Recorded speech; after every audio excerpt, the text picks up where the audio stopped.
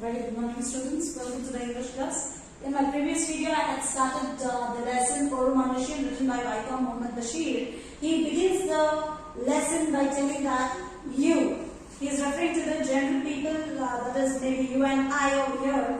He is saying that how you are caught up in you don't have any definite plans of what you are going to do, and you are you line up in a place where you don't know the people, you don't understand their language, and very surprising thing is you don't have any money with you. You can either speak English or Hindustani, and those people cannot understand your language, neither can you understand their language. So what happens is, this can lead you in many predicaments. Predicaments is the many dangerous situation, and many adventures can befall you. Then he says that how all of a sudden you realize that there is a person who helps you. He is a complete stranger, okay? But you think after many years also, why did this person help you?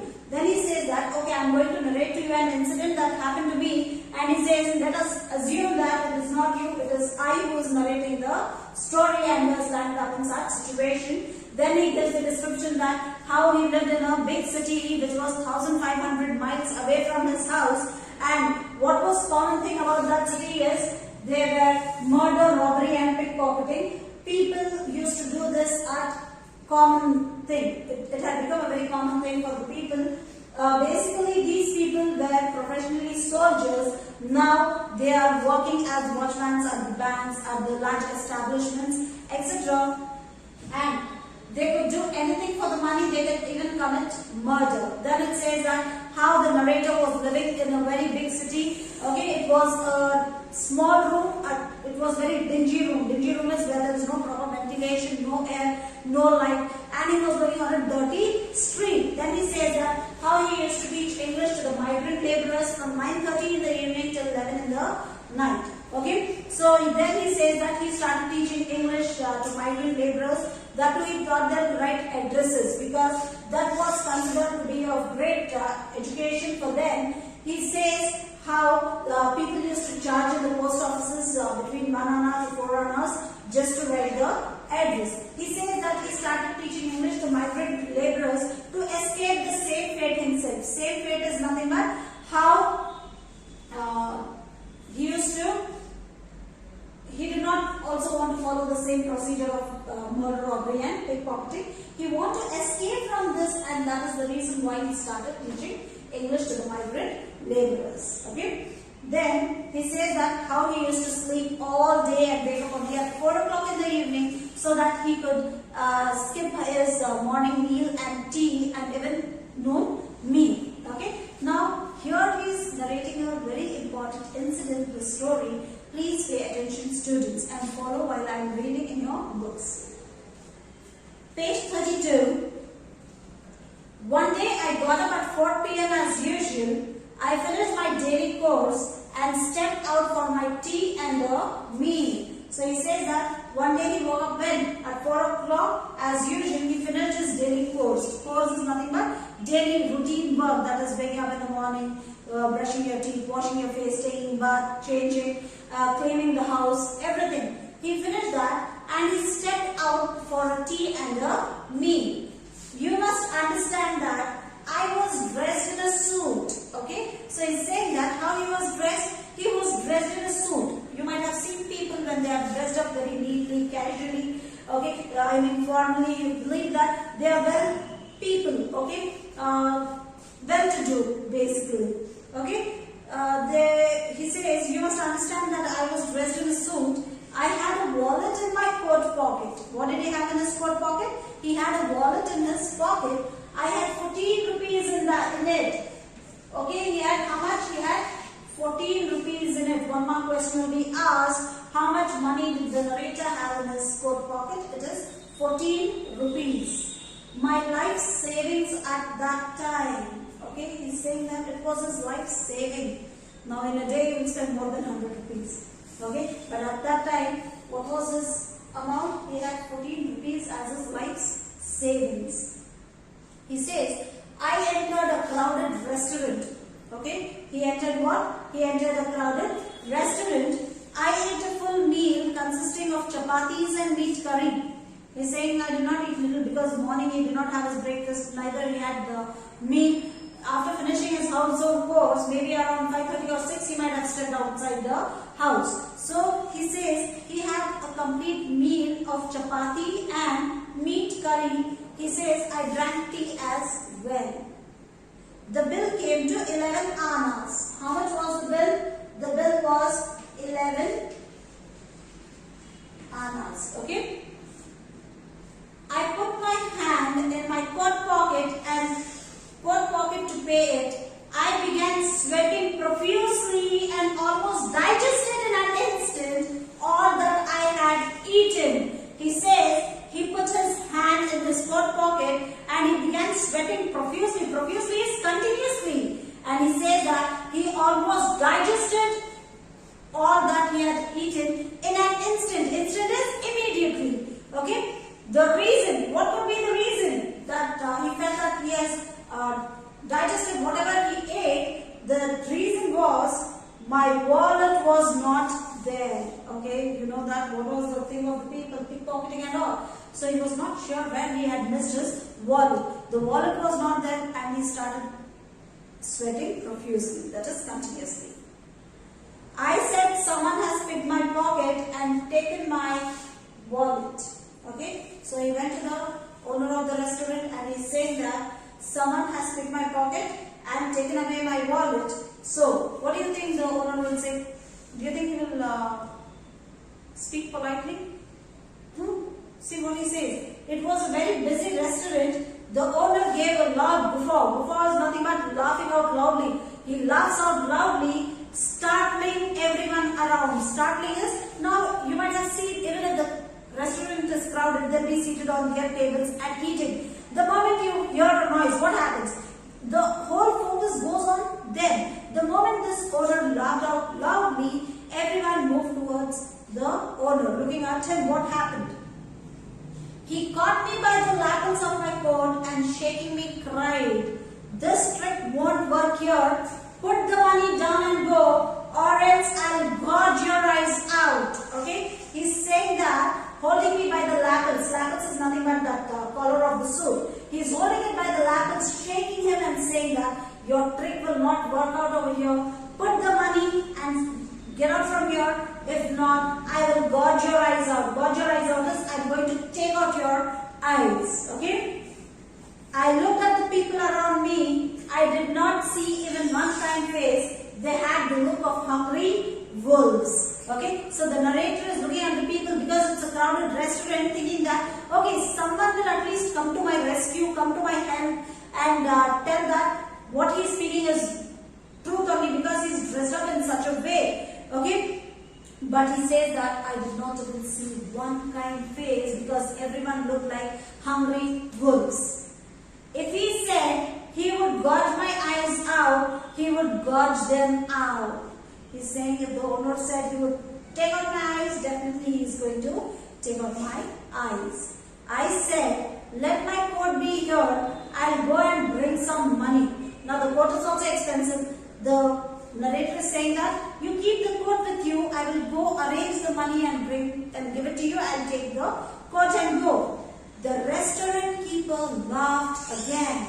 He asked me to take off my coat. I took off my coat.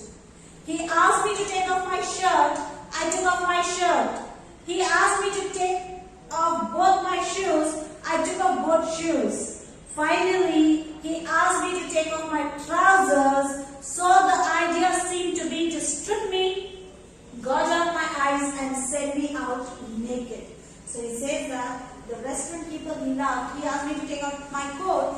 So the narrator says he took out his coat. He asked him to take out his shirt. The narrator took out the shirt. The owner asked him to take out both the shoes. He removed his shoes. Now the narrator tells, take out your trousers. He says that now I realize the idea of the owner was to strip me out naked and to gouge my eyes out and to send me. I said I have nothing on underneath. He is saying that I don't have anything underneath. What can I do? Everyone laughed. The restaurant keeper said, I doubt it. You must have something on underneath. So here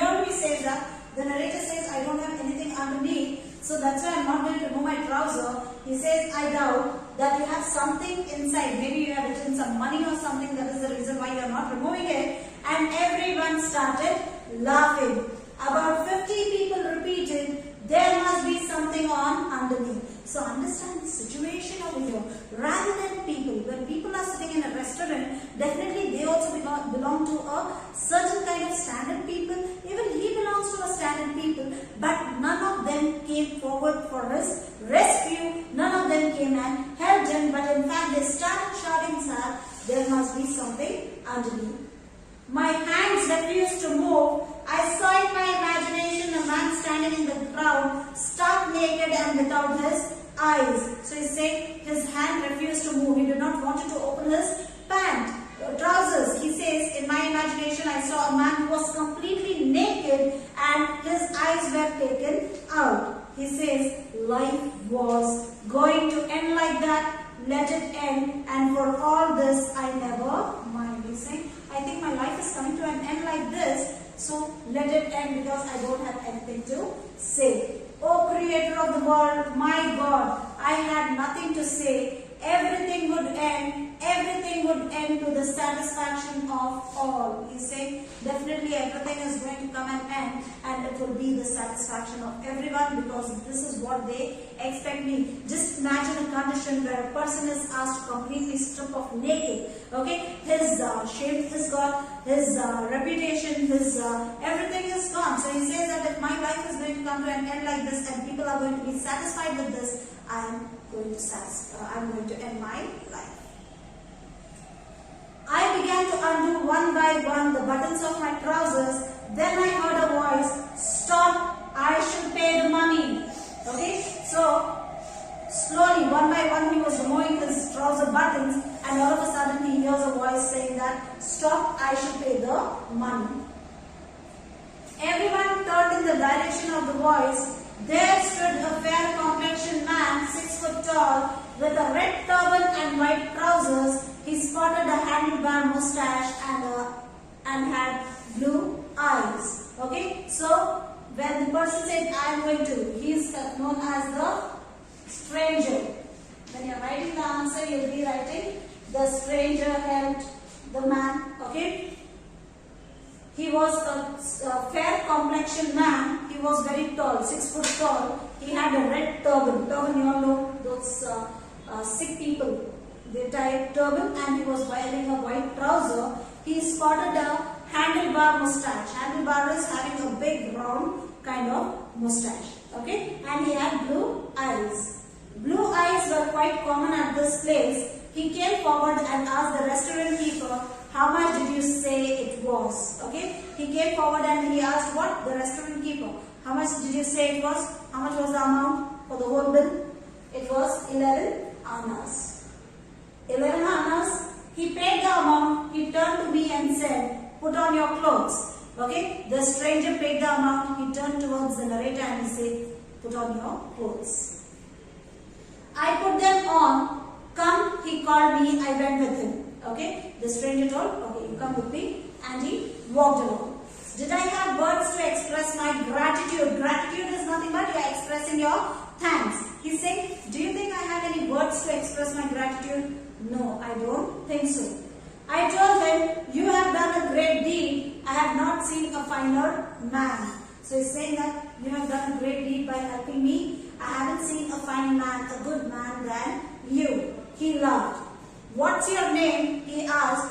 I told him my name and where I came from. So the stranger asked the narrator his name. The narrator told his name and where did he come from. I asked the man his name. He said, "I have no name." Okay, he is asking the stranger, "What is your name?" He says, "I don't have any name." I said, "In that case, Mercy must be your name." Mercy is what? Soft-hearted, kind-hearted person. So here one more question again can be asked. What name did the narrator give to the stranger, the person whom he had helped? It is Mercy. He did not laugh at that. He walked on until we reached a deserted bridge. Deserted is nothing but where you don't find any people over there. Okay, for example, it's midnight and somewhere around your house where people don't go. It's a deserted place at that time. He looked all around, there was no one. The stranger was looking all around and saying, if anyone is there, there were no one.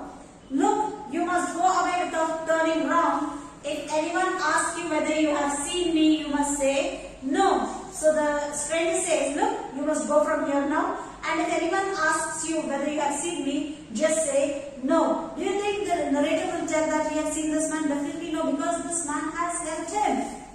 I understood. He took up from his various pockets about 5 wallets. 5 among them was mine. So is the stranger. The stranger is the thief. Okay? In the beginning of the story, I told you who is a good person, who is a bad person. We consider thieves to be bad. But the good people who were sitting in the restaurant and having their food, they did not come and help the man who came to the restaurant. It was the stranger, it was the thief. From his various pockets, he took out 5 wallets, and one among that wallet was the narrator's. Which of these is yours? I pointed to my wallet. Open it. I opened it. My money was there intact. I put it in my pocket. So the narrator is saying that he asked him to pick his wallet, open and check whether your money is there. He opened and saw that his 14 rupees, his life saving was just like that. He told me, go, may God help you. I repeated, may God help you.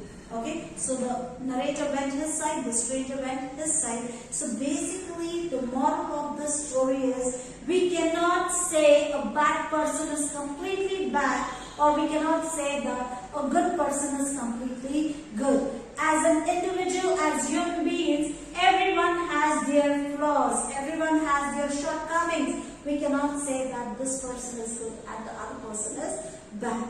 Okay, just based on their appearance, based on the profession what they follow, we cannot say a person is bad. How many times it happens that we see thieves, we see the people who are bad and we consider them bad. But that is not the criteria. Even a thief becomes a thief because of certain drawbacks in his life. No one wants to become a thief, but the situation makes them a thief. Understood? So basically the story is telling that never judge a person based on the profession they carry, based on the way they are being dressed up, etc. Okay? Hope you have understood the lesson. In my next videos, I will discuss the question answers with you. Please write the question and answer by yourself. Don't keep asking for notes. Okay? Notes I will explain to you. You are supposed to write it on your own. Thank you, students.